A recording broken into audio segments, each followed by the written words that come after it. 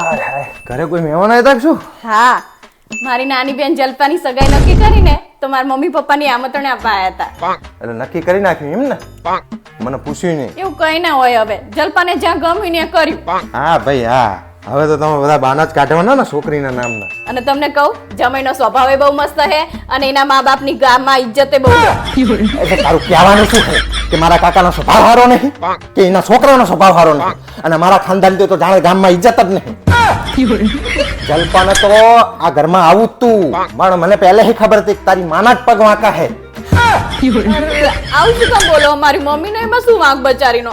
હવે તારી માં બચારી નહીં, મારા મોઢે તું બોલાવરાઈશ નહીં, તો હું ચોપડો ખોલીશ ને તો તું સાંભળી નહીં કે મારા કાકાનો છોકરો દેખાવડો નતો, ભણેલો ગણેલો નતો, અમારી જોડે સારી સંપત્તિ નહીં, પણ તારી માના જ પગ પહેલેથી વાંકા હતા.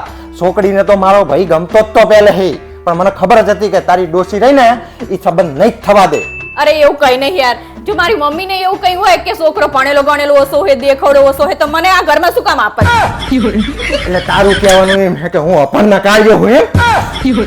એ ભગવાન, હું તમને એવું કહેતી નહીં, હું તમને ઉદાહરણ આપું છું કે જો એવું હોત ને તો મને શું કામ આપત આ ઘરમાં? હશે હવે યાર, જવા દો ને બધું. હવે જવા જ દેવાનું હું બધું.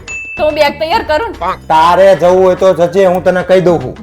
હું ક્યાંય આવવાનો નહીં, કારણ કે મને કઈ પૂછ્યું નહીં અને તને ચોખ્ખી વાત કહી દઉં છું કે કવર ની અંદર 100 રૂપિયા પૂરીને જાપજે. આપણે કઈ હરક પદુડા થઈને વેટા બેટા આપવાના થતા નહીં.